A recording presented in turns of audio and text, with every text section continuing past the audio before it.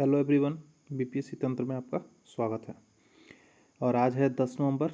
सबसे पहले छठ पूजा को आप लोग को हार्दिक बधाई। खासकर बिहार के लोगों के लिए एक महापर्व होता है छठ पूजा। तो कल शायद आज पेपर में दिया था, कल पेपर बंद रहेगा, तो कल पेपर का छुट्टी है छठ पर्व को लेके। और आज 10 नवंबर है, तो आज का हम लोग करंट अफेयर करते हैं। तो ये तो सबसे पहले एक इनिशिएटिव है, मतलब कई लोग होते हैं जो छुट्टी नहीं मिल पाने, कहीं अदर जगह जॉब करते हैं तो छुट्टी नहीं मिल पाने के छठ में अपने घर नहीं आते हैं, और ख़ासकर वो छठ के प्रसाद को बहुत ही मिस करते हैं। तो ये अंकित कुमार के द्वारा चलाया गया एक नया इनिशिएटिव है कि डाक के द्वारा आपको छठ का अपना प्रसाद जो होता है मंगवा सकते हैं, ठेकुआ वगैरह जो भी है आपको मिल जाएगा। तो बहुत अच्छा इनिशिएटिव है, और ऐसे इनिशिएटिव लोगों को करने चाहिए ताकि लोग अपने परंपरा, अपने मिट्टी से दूर ना हो, अपने पर्व, अपने त्यौहार, अपने लोगों को भूल ना पाए। चलिए आज के करंट अफेयर शुरू करते हैं। सबसे पहली बात तो समाज, इन लोगों को पद्म अवार्ड दिया गया है।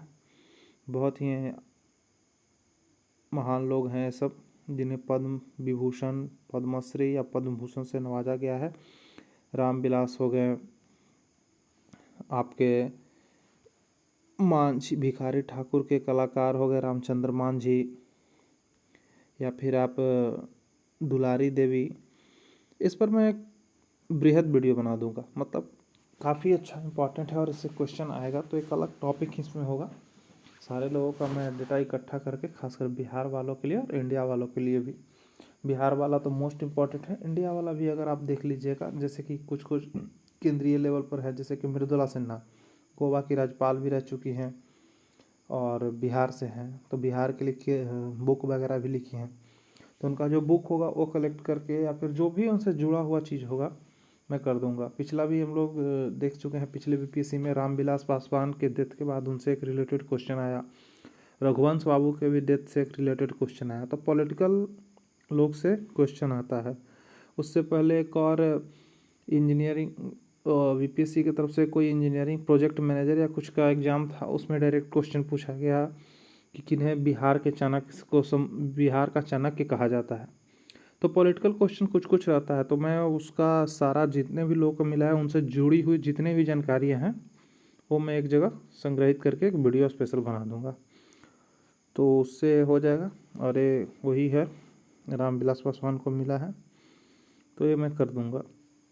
ये देखिए, एक मैं पहले भी बता चुका हूँ कि जमुई के शंकरनाथ झा को मिलेगा क्या, मौलाना अबुल कलाम आज़ाद, मेरे प्रीवियस वीडियो में ऑलरेडी है। ये आया आज फिर, तो एक बार आप लोग सामने से होकर गुजर जाए तो याद करने की ज़रूरत नहीं पड़ती है। तो जमुई के हैं डॉक्टर शंकरनाथ झा, जो कि जीते हैं सर्वोच्च अवार्ड शिक्षा का, मौलाना अबुल कलाम आज़ाद शिक्षा पुरस्कार 2021। ये देखिए, एक क्वेश्चन बहुत अच्छा निकल के आ रहा है कि कुछ पॉलिटिकल एक ही पार्टी के दो लोगों के बीच पॉलिटिकल मतभेद होने के कारण महाधिवक्ता को इस्तीफा देने पड़ा पंजाब। तो इससे तो डायरेक्ट क्वेश्चन बन जाएगा कि किस स्टेट के, राज्य के महाधिवक्ता ने अपना इस्तीफा दिया, तो पंजाब। और पंजाब के भी नए मुख्यमंत्री भी बने हैं, हाल ही में कैप्टन अमरिंदर सिंह इस्तीफा दिए थे, तो चरणजीत सिंह चन्नी बने हैं। दूसरा क्वेश्चन ये आपसे बन सकता है कि पंजाब के नवनिर्वाचित मुख्यमंत्री कौन है। अब देखिए, बात करते हैं कि ये तो पंजाब का घटना है, इससे बिहार में क्या इम्पैक्ट पड़ेगा और बिहार से इसमें क्या लेना चाहिए। तो सबसे पहली बात कि आर्टिकल 165 में 165 में किसका जिक्र है, महाधिवक्ता का, कि राज्य का एक महाधिवक्ता होगा, राज्यपाल उसकी नियुक्ति करेगा, और इन लोगों का कोई टर्म नहीं है। याद रखिए, महाधिवक्ता का कोई टर्म नहीं है, राज्यपाल के प्रसाद पर्यंत रहेंगे, राज्यपाल जब तक चाहेंगे तब तक वो सेवा देंगे। तो इसके साथ एक और क्वेश्चन उठता है कि बिहार के भी महाधिवक्ता कौन है। तो याद रखिएगा, बिहार के महाधिवक्ता कौन है, ललित किशोर। और इससे ज़्यादा पीटी और इंटेड इसमें क्वेश्चन कुछ नहीं बनेगा। अगले नौसेना प्रमुख होंगे आर हरि कुमार। तो अगले नौसेना प्रमुख इंडियन नेवी के, तो अगले नौसेना के प्रमुख जो होंगे कौन होंगे, आर हरि कुमार। ये 30 नवंबर को अपना पद संभालेंगे, और अभी जो चीफ हैं करमबीर सिंह, इनकी जगह पर कौन आ जाएंगे, आर हरि कुमार, करमबीर सिंह को रिप्लेस करेंगे। तो याद रखिएगा तीनों का आपसे पूछ सकता है कि कौन कौन है और किसके किसके प्रमुख हैं। तो आप लोग याद रखिएगा इंडियन एयरफोर्स के अभी कौन है, विवेक राम चौधरी, और इंडियन आर्मी के लिए कौन है, तो मुकुंद नरवाने। तो ये तीनों का याद रखिएगा, क्वेश्चन आपसे पूछ सकता है। ये देखिए क्या है कि बिहार के कैडर के सील वर्धन, बिहार कैडर के आईपीएस हैं सील वर्धन नाम है, ये सीआईएसएफ के प्रमुख बने हैं। तो सबसे बड़ी बात कि सीआईएसएफ की स्थापना कब हुआ था, 10 मार्च 1969 को। और इसी के साथ एक और है अतुल करावाल, अतुल कारवाल, ये बने हैं किसके, एनडीआरएफ के प्रमुख। एनडीआरएफ कब बना, 2006 में। और इधर कोरोना से लेकर जितने भी आपातकाल में एनडीआरएफ काफ़ी ज़्यादा चर्चा में रहा। एनडीआरएफ भी है, एक स्टेट का एसडीआरएफ भी होता है। तो याद रखना है कि सील वर्धन सीआईएसएफ, कई बार पूछ देता है, डायरेक्ट क्वेश्चन पूछ देता है कि कौन इसके चीफ हैं। तो याद रखिए, अब खासकर बिहार से बना है तो बीपीएससी इस पर गौर कर सकती है। ये देखिए यह है टीकाकरण प्रमाण पत्र में 96 देशों ने में मान्यता दी है। तो ये कोई क्वेश्चन नहीं बनता है यहाँ पर, मेरे को इम्पोर्टेंट लगा, कभी कभी मंत्रालय से क्वेश्चन पूछ देता है। तो स्वास्थ्य मंत्री कौन है अभी, मनसुख मंडाविया। और ये डेटा 96 देशों ने स्वीकार कर लिया, कल 106 होगा, तो ये डेटा तो वैरी करता रहेगा, इसको नहीं याद रखना है। अभी नए नए मंत्रालय बना है तो नए स्वास्थ्य मंत्री बने हैं मनसुख मंडाविया। तो बस इनका नाम आप लोग थोड़ा ध्यान में रखिएगा।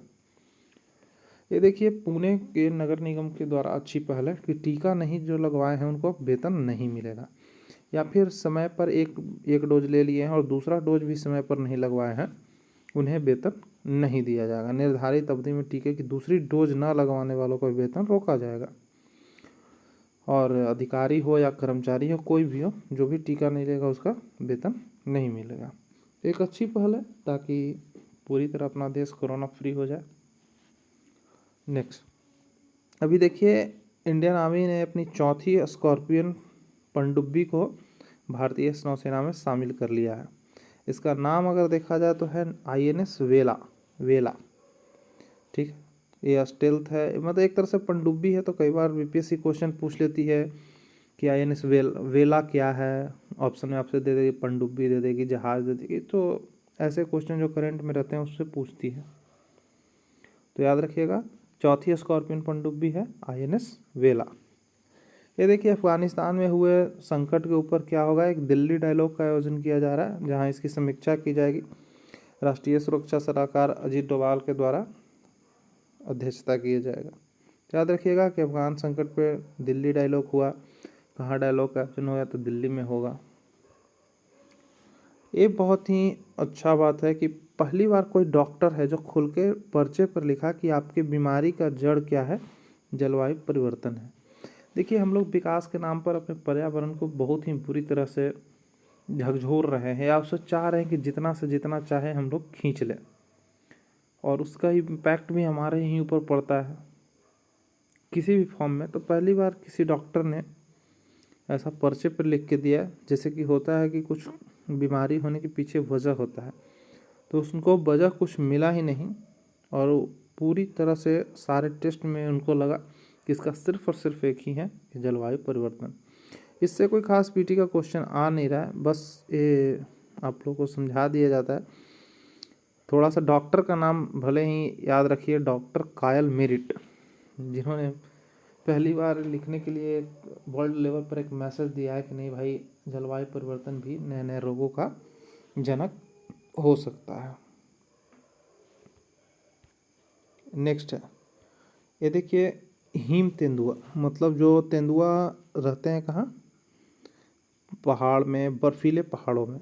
तो उनको बचाने के लिए पहली बार जम्मू कश्मीर द्वारा सरकार द्वारा एक परियोजना चलाई जा रही है, हिम तेंदुआ परियोजना। ठीक है, अब इसमें देखिए कि कितना आपसे पीटी ओरिएंटेड क्वेश्चन बन सकता है। तो याद रखिए कि मांडा चिड़ियाघर, ये भी कहाँ है, आपका जम्मू कश्मीर। इसके बाद आइए किश्तवाड़ हाई एटीट्यूड, ये राष्ट्रीय उद्यान है कहाँ का, जम्मू कश्मीर का।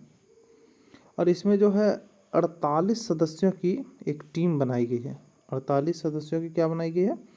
टीम बनाई गई है। ये देखिए, वार्डन सुरेश कुमार गुप्ता, एक किश्तवाड़ के ही हाई एल्टीट्यूड के लिए उन्हीं के वो वार्ड हैं। तो वार्डन के थ्रू 48 सदस्यों को बनाई गई है टीम, जो कि क्या करेगी? हिम तेंदुओं के लिए बचाने की पहल करेगी। और एक चीज़ और देखिए कि अंतर्राष्ट्रीय प्रकृति संरक्षण संघ ने हिम तेंदुओं को क्या किया है? विलुप्त प्राय की श्रेणी में रखा गया है। ये जो IUCN होता है उसमें कई तरह के नाम दिए गए हैं, तो उसमें एक विलुप्त प्राय भी है जिसमें हिम तेंदुआ घोषित है। और एक खासकर UPSC का फेवरेट टॉपिक है। IUCN से कई बार UPSC क्वेश्चन पूछ लेती है। नेक्स्ट आगे बढ़ते हैं। ये देखिए, बांग्लादेश के पूर्व चीफ जस्टिस SK सिन्हा को 11 साल की सज़ा। ये काफ़ी इंपॉर्टेंट है और कभी कभी डायरेक्ट पूछ लेता है कि SK सिन्हा किस देश के चीफ जस्टिस रह चुके हैं। खासकर वैसे क्षेत्र जो भारत से सटे हुए इलाके में, जैसे नेपाल, भूटान, बांग्लादेश, श्रीलंका, इधर कुछ कुछ टापू देते हैं, मॉरिशस है, सेशल्स हैं, तो इन सब में भारतीय बहुल लोगों का वर्चस्व है। और कन्फ्यूजन के लिए आपको यही सब नाम दिया जाएगा। तो याद रखिए, बांग्लादेश के पूर्व इस चीफ जस्टिस SK सिन्हा को 11 साल की जेल, और एक इसलिए मनी लॉन्ड्रिंग के लिए दिया गया है, मनी लॉन्ड्रिंग के लिए।